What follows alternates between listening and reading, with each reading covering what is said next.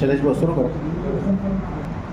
अंबेजोगाई तालुक्यातील सर्व पत्रकार बांधवांचं आभार व्यक्त करतो. त्याचं कारण असं आहे, सध्या लोकसभेच्या निवडणुकीचं पूर्ण महाराष्ट्रामध्ये जोरदार वातावरण चालू आहे आणि त्यात बीड लोकसभेला श्रद्धेय बाळासाहेब आंबेडकरांनी जो उमेदवार दिलेला आहे अशोकराव जंगे पाटील साहेब, त्यांचा एकंदरीत जर आपण अल्पसा परिचय करून द्यायचा झाला तर अशोकराव जंगे पाटील हे गेल्या 30 वर्षापासून राजकारणामध्ये सक्रिय आहे आणि गेल्या 6 वर्षापासून ते वंचित बहुजन आघाडीचे एकनिष्ठ आणि वंचित बहुजन आघाडीचे खंदे समर्थक बाळासाहेब आंबेडकरांचे अत्यंत विश्वासू मानले जात आहे आणि त्यांच्या गेल्या 6 वर्षापासून पक्षाशी एकनिष्ठ असलेल्या एकनिष्ठतेमुळे श्रद्धेय बाळासाहेब आंबेडकरांनी बीड जिल्ह्यामध्ये नेहमी असणारे दिग्गज बाळासाहेबांना येऊन भेटले की बीड जिल्ह्याची उमेदवारी आम्हाला द्या. पण बाळासाहेब आंबेडकरांनी त्यांचा आणि त्यांच्या पक्षाशी असलेली एकनिष्ठता पाहून अशोकभाऊ हिंगे पाटलांना उमेदवारी जाहीर केली आणि आज अशोकभाऊ हिंगे पाटील अंबेजोगाईमध्ये येण्याचं कारण एक आहे की आपल्याशी सुसंवाद होईल आणि दुसरी गोष्ट की अशोकभाऊ हिंगे पाटील यांच्या प्रचारार्थ श्रद्धेय बाळासाहेब आंबेडकर हे 3 तारखेला अंबेजोगाईमध्ये सभा घेणार आहेत. त्या संदर्भामध्ये आपल्याशी हितगुज होईल यासाठी अशोकभाऊ या ठिकाणी आलेले आहेत. आपल्याला भाऊंना काही प्रश्न विचारायचे असतील तर विचार.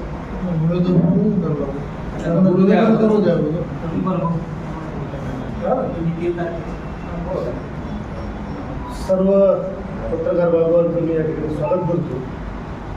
39 बीड लोकसभा मतदारसंघातून वंचित बहुजन आघाडी या पक्षाकडून पक्षाचे राष्ट्रीय अध्यक्ष श्रद्धेय बाळासाहेब आंबेडकर यांनी मला या ठिकाणी उमेदवारी दिलेली आहे आणि उमेदवार दिल्यानंतर प्रचाराचाही रणधुमाळी सुरू झालेली आहे.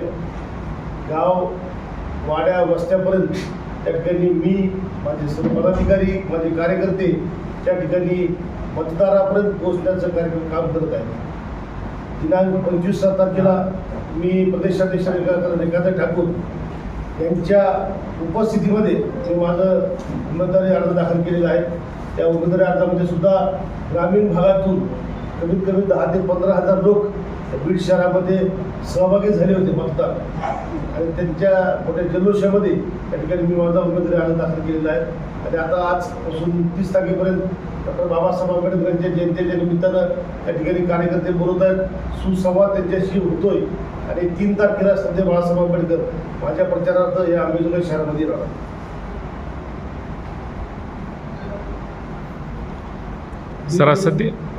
सरासरी किती लोक जमा होतील त्या सभेसाठी? सभेसाठी 15 ते 20,000 लोक जमा. अच्छा, कुठं? 3 तारखेला मोंडा मैदान सायंकाळी 5 वाजता.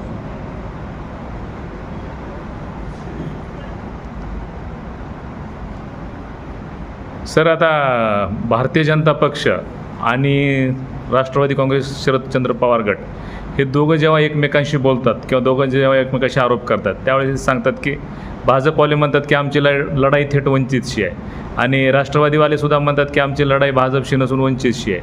नेमकं ह्याचं काय गमक आहे? दोघांना तुम्हीच का प्रतिस्पर्धी वाटतात? मग असं आहे की मी काही प्रस्थापित राजकारणी नाही, म्हणजे प्रस्थापित साखर कारखानदार नाही. मी सर्वसामान्य कुटुंबात जन्मलेला चळवळीचा कार्यकर्ता. मी काही साखर कारखानदार नाही. एका उमेदवारांनी आपल्या वाढवडिलांनी तयार केलेले कारखाने बंद पाडण्याचं काम केलं आहे आणि दुसरा जो उमेदवार आहे 2,500 टनावरून 8,000 टनाची कॅपॅसिटी त्या कारखान्यात झालेली. म्हणजे जर आपल्या बीड जिल्ह्यातला ऊस जर पश्चिम महाराष्ट्रामध्ये गेला त्या ठिकाणी 13.5 ते 14% रिकव्हरी लागते. मात्र बीड जिल्ह्यातल्या कारखान्यामध्ये आमच्या उमेदवारांच्या कारखान्यामध्ये या वर्षीची नाही मागच्या 3 वर्षाची जर तुम्ही जर रिकव्हरी बघितली की 10 ते 10.5% आहे. म्हणजे उर्वरित 10% रिकव्हरी कमी दाखवायची आणि राहिलेली साखर बाजारामध्ये विकायची आणि स्वतःची घरं भरायची आणि ज्यावेळेस स्वतःचं घर भरून झालं आणि विरोधात जर कुणी असेल मग ग्रामपंचायतला विरोध केला, जिल्हा परिषदला विरोध केला, त्या विरोधकांचे ऊस मात्र बांधावर वाढवायचे. अशा पद्धतीने राजकारण करणारे हे 2 उमेदवार आहेत. त्यामुळे सर्वसामान्य मतदार आता माझ्यासोबत आहे. आता मी त्या राणी ग्रामस्थाला गेलो होतो, बाबासाहेब आंबेडकर जयंती होती त्या ठिकाणी लोकांनी माझ्या हस्ते ध्वजारोहण केलं. जयंतीला सुरुवात त्या ठिकाणी झाली, जयंती महोत्सवाला. आणि त्या लोकांनी जयंतीच्या खर्चातून शिल्लक राहिलेले 11,000 रुपये मला त्या ठिकाणी लोकांनी दिले. आता काही पत्रकार आपले बांधत उपस्थित होते. 11,000 रुपये दिले लोक सांगितले की आम्ही तुम्हाला वोट पण देणार आहेत आणि नोट पण देणार आहे. त्यामुळे साहजिकच त्यांना वंचित बरोबर फायदा आहे असं पडत असेल. बीड जिल्ह्यामध्ये मराठा आरक्षणाचा मुद्दा सध्या तीव्रतेवर आहे. त्या मुद्द्याकडे आपण कसं पाहतो?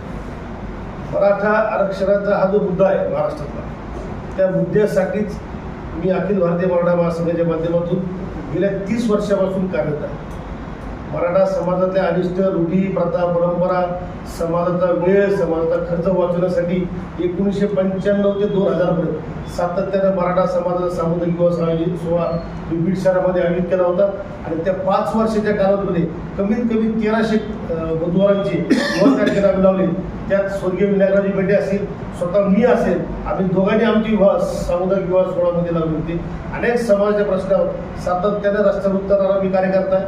आणि तुम्ही जो आता मराठा आरक्षणाचा मुद्दा बोलला, 2016 साली मी छत्रपती संभाजी महाराज, रामदासजी आठवले साहेब या दोघांना एकत्र बोलून बीडमध्ये प्रचंड मोठा मोर्चा मराठा आरक्षण समितीच्या माध्यमातून ठिकाणी काढला होता. सातत्यानं मी ते आरक्षण चळवळीमध्ये आहे. त्यामुळे मला त्या आरक्षणाचं नाव घेऊन मला फक्त बघायचं काय म्हणजे मला काही वाटत म्हणजे त्यात मला काही स्वारस्य वाटत नाही. कारण मी चळवळीचा कार्यकर्ता आहे. आणि जे कोणी उमेदवार आता मी म्हणतात मराठा आहे, ठीक आहे बाबा, तू जातीने मराठा आहे ना, तू कर्माने कुठं मराठा आहे? तू आतापर्यंत किती समाजाच्या आंदोलनात सहभागी झाला?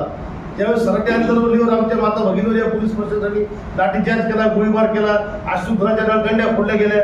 त्यावेळेस देशाच्या सर्व नेते, वेगवेगळे पक्षाचे, राज्य पातळीचे, देश पातळीचे सगळे नेते त्या आंतरवली सराटीमध्ये आले. पण ज्या उमेदवाराला आपण आमच्या जिल्ह्याच्या लोकांनी 5.5 लाख मतं दिले होते किंवा या जिल्ह्याच्या दुसऱ्या आमचे भाजपचे उमेदवार हे दोघंही तिकडे आंतरवली सराटीमध्ये फिरलेले आढळ नाहीत.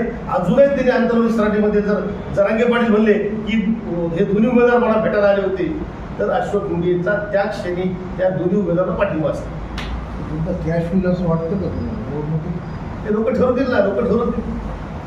सोशल मीडियावर ताब्यात घेऊन जर कुठं फेक आयडी करून जर काही बदनामी करण्याचा प्रयत्न किंवा समाजाचा मीच फार काय वगैरे असं दाखवण्याचा प्रयत्न करतात. लोकांना माहिती ना आंदोलनात कोण दिसलंय, कुणी लाट्या काट्या खाल्ल्यात, कुणाला नोटीस आल्यात, कुणावर FIR दाखल झालेत, हे समजत लोकांना. दोन्ही उमेदवारांनी भावनेचे प्रश्न निर्माण केलेले आहेत. तुम्ही वंचित आघाडीचे उमेदवार आहात. बीड जिल्ह्यातल्या शेतकऱ्यासाठी किंवा सर्वसामान्य जनतेसाठी तुमचं पुढचं विजन काय? तुम्ही काय, जर तुम्ही उद्या खासदार झालो तर बीड जिल्ह्यासाठी काय करणार? अशा पद्धतीचं कोणतं तुमचं मतं मागणार नाही. कारण भावनेच्या नावावर आतापर्यंत मतं मागितली गेली काही उमेदवारांकडून. पण या निवडणुकीमध्ये माझा हा मी आता सांगितलं की आरक्षण ठीक आहे, आमचा हा प्रश्न आहे, समाजाचा प्रश्न आहे. त्यासाठी तर मी उद्या निवडून येईल नाही, पण विजय होईल. पण निश्चितपणे माझा हा लढा सातत्याने रस्त्यावर जाणार नाही. मी भावनेवर किंवा समाजाच्या नावावर मतं मागणार नाही. मी बीड जिल्ह्याच्या विकासाच्या प्रश्नावर मतं मागणार. बीड जिल्ह्याचा अत्यंत महत्त्वाचा जो जिव्हाळ्याचा प्रश्न आहे, नगर बीड परळी रेल्वे मार्ग 261 किलोमीटरचं रेल्वे मार्ग आहे. फक्त 61 किलोमीटरचं काम झालं आणि 2 वेळेस मोदीजींच्या हस्ते उद्घाटन झालं, फक्त 61 किलोमीटर. तर या बीड जिल्ह्यामध्ये जर रेल्वे आली तर दळणवळणाची साधनं निर्माण झाली तर मोठे उद्योग, मोठे प्रोजेक्ट या ठिकाणी उद्योग येतील. उद्योग आले तर आमच्या सुशिक्षित बेरोजगारांच्या हाताला काय मिळेल? ऊसतोड कामगार जे पश्चिम महाराष्ट्रामध्ये जातो तो त्या ठिकाणी थांबेल. स्थलांतरित मजुरांचा जो प्रश्न आहे तो प्रश्न निर्माण होणार नाही. म्हणून पहिल्यांदा रेल्वे मार्ग झाला पाहिजे. 5 वर्षामध्ये बीड नगर परळी रेल्वे मार्ग पूर्ण करण्यासाठी मी प्रयत्न करेन. पण त्याचबरोबर जे प्रास्ताविक आहेत नवीन 3 रेल्वे मार्ग त्या रेल्वे मार्ग सुद्धा सर्वेक्षण करून त्याला मंजुरी कशी मिळेल यासाठी मी प्रयत्न करेन. पण त्याचबरोबर तुम्ही आता सांगितलं शेतमालाच्या भावाला संदर्भात आज हमी भाव सरकार जाहीर केला. पण कुठल्या हमी भावाने खरेदी होती आहे? सोयाबीनचा हमी भाव जाहीर झाला, कापसाचा हमी भाव जाहीर झाला, कुठं शासनाने खरेदी केली? कापूस नसता तर मग कापूस खरेदी केंद्र बंद ठेवले. पण त्यासाठी सुद्धा सातत्याने आवाज उठवण्याचं काम मी निश्चितपणे करणार. बीड लोकसभा मतदारसंघाच्या बीड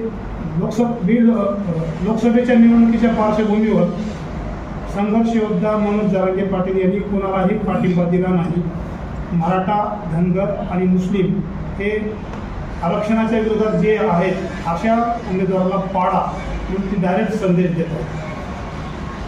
जरांगे पाटलांनी स्पष्ट सांगितले मी कसा अर्थ घ्यायचा, सुविधे कार्यकर्ते अर्थ घेतात, तर विशेष राष्ट्रवादीचे कार्यकर्ते सुविधा अर्थ. त्यांनी स्पष्ट सांगितलंय की या आरक्षणाच्या विरोधामध्ये महाविकास या निवडणुकीमध्ये महाविकास आघाडीला पाडा आणि महायुतीला पाडा, दोन्ही आमच्या दृष्टीने सारखेच आहेत. म्हणजे यांनी कुठलंही काम केलं नाही, समाजाला झुरवत ठेवण्याचं काम केलं नाही. कारण जर महाविकास आघाडीने आतापर्यंत 40 वर्षामध्ये आमच्या कुणबी नोंदी आढळून सुद्धा आम्हाला जर प्रमाणपत्र दिले असते तर आमचा त्या ठिकाणी शिक्षणामध्ये नोकऱ्यामध्ये आमचा टक्का 12% वाढला असता. पण याच महाविकास आघाडी सरकारने 40 वर्ष आमच्या नोंदी असून सुद्धा आम्हाला त्या ठिकाणी प्रमाणपत्र दिले नाहीत. मराठवाड्यामध्ये कुणबी प्रमाणपत्र देता येत नाही असा अलिखित नियम या महाविकास आघाडी सरकारच्या जे लोकनेते मंडळ सध्या आहेत त्या तत्कालीन काँग्रेस आणि राष्ट्रवादीमध्ये होते त्यांनी हा करून ठेवला होता. म्हणून महाविकास आघाडीला सुद्धा पाडा आणि या महायुतीने 2 वेळेस एकदा 16% आणि आता 10% हे फसवं आरक्षण दिलेलं आहे. म्हणून या दोघांना पाडा. पण त्याचबरोबर धनगर समाजाला सुद्धा 15 वर्षापासून झुलवत ठेवलेलं आहे. त्यांच्या धनगर का धनगड या आरक्षणासंदर्भामध्ये मग कधी जानकरला मंत्रिपद दे, कधी शिंदेला मंत्रिपद दे, कधी पडळकर आमदारकी दे. त्यामुळे त्या समाजाला सुद्धा मध्ये प्रचंड रोष आहे. पण जे मुस्लिम समाजाला कोर्टाने मान्य केलेलं जे 5% आरक्षण आहे ते ज्यावेळेस मराठा समाजाला 16% आरक्षण दिलं आणि मुस्लिमांना 5% आरक्षण दिलं, मराठा समाजाचं आरक्षण टिकलं नाही पण मुस्लिम समाजाचं 5% आरक्षण टिकलं होतं. त्याची अंमलबजावणी करा असं कोर्टाने सांगून सुद्धा स्वतःला धर्मनिरपेक्ष आणि स्वतःला हे समाज प्रस्थापित पक्ष काँग्रेस असेल, राष्ट्रवादी काँग्रेस असेल किंवा भारतीय जनता पार्टी किंवा शिवसेनेचं सरकार असेल, या 4ही पक्षांनी मुसलमानाच्या 5% आरक्षणाची अंमलबजावणी केली नाही. म्हणून मुस्लिम समाजामध्ये सुद्धा रोष आहे. त्याचा अत्यंत आता मराठा, धनगर आणि मुस्लिम आता एकत्र येऊन या दोन्ही पक्षांची वाट लावल्याशिवाय राहणार नाही. दुसरा माझा त्याला जोडून प्रश्न होता, बीड जिल्ह्याच्या या निवडणुकीमध्ये मुस्लिम समाजाचे एकूण 18 उमेदवार उभे आहेत. त्या संदर्भात तुम्हाला काय वाटतं की ही विषयामध्ये आपल्या विधान खात्यामध्ये असतं पण मतदान देणं हे मतदान खातं आहे आणि मतदान ठरवतील ना कुठली पार्टी आपल्या पक्षासाठी झटली आहे, कोण आपल्या हितासाठी झटतंय, कोण असायला उतरतंय, त्याला मतदान करतील. मतदार हे सुज्ञ आहे जिल्ह्यात. पालकमंत्री तर म्हणतात ना कुणबीचे 70,000 प्रमाणपत्र आपल्या बीड जिल्ह्यात वाटप झाले. अख्ख्या मराठवाड्यामध्ये आता बहुतेक 37-38 झालेच ना, आता 40 झालेच. पण एकट्या जिल्ह्यामध्ये 70,000 कसं होईल? सांगितलं नोंदी 40,000 नोंदी सापडल्या, गुरीले 5 पण 70,000 नोंदी त्यांना दुसऱ्या फेक बातमी आहे. काही प्रमाण सापडे जाऊशी परळीमध्ये किती सापडले तर विचार आत्मपरीक्षण करा मला. बीड परळी तशी किती दिले? भाऊ पंकजा मुंडे यांच्या बीडच्या रॅलीमध्ये धनंजय मुंडे यांनी कुणबी प्रमाणपत्र दाखवून एक मराठा समाजाची खिल्ली उडवली असं वाटतं. कुणबी प्रमाणपत्र धनंजय मुंडे साहेब तुम्ही दिलं नाही, तुमच्या पक्षाने दिलं नाही. ते मनोजदादा जरांगे पाटलाच्या आणि समाजाच्या आंदोलनामुळं समाजाला ते द्यावं लागलं. समाजाच्या रेट्यामुळं त्या ठिकाणी किंवा दबावामुळं त्या ठिकाणी नोंदी आमच्या जुन्याच आहेत. नोंदी काय तुम्ही सापडा म्हणजे आमच्यावर उपकार केला नाही, नोंदी जुन्याच आहेत. फक्त जो अलिखित नियम होता की मराठा समाजाला कुणबी देता येत नाही तो फक्त तुम्ही देण्याचं काम केलं, बाकी कुणबी देणं काय नाही. तुम्ही नोंदी आमच्या जुन्याच आहेत. याविषयी तुमच्या काही संकल्पना आहेत का? तेच बरोबर. गेल्या अनेक वर्षापासून याची मागणी आहे. जसं नगर बीड परळ रेल्वे मार्ग आहे तसा श्रीगोंदा घाटावरून श्रीगोंदा आणि अजून एक मार्ग आहे गेवराई जे बीड गेवराई पैठण औरंगाबाद हा सुद्धा एक अजून मार्ग आहे. धुळे सोलापूर अजून एक मार्ग आहे. हे 3 मार्ग जे प्रस्तावित आहेत त्या प्रस्तावित त्याला कुठंही त्याला सर्वे करण्यासाठी पैसे उपलब्ध नाहीत किंवा त्याला कुठं सर्व मंजुरीसाठी कुठे त्याला प्रयत्न करत नाहीत. म्हणजे आपल्या 10 वर्ष खासदार बोलत नाहीत ना या विषयावर. संसदेमध्ये आपल्या मागील खासदारांना कधी आवाज उठवला नाही. 2009 पासून मुंडे घराण्याकडे खासदारची चावी आहे. 2009 ते 14 मुंडे साहेब होते, 14 ते आतापर्यंत 24पर्यंत प्रीतमताई आहेत. पण या विषयावर कधी त्या ठोस अशी भूमिका कधी मांडली दिसत नाही मला कधी विधान त्या संसदेमध्ये. धुळे सोलापूर दुसरा कोणता म्हणजे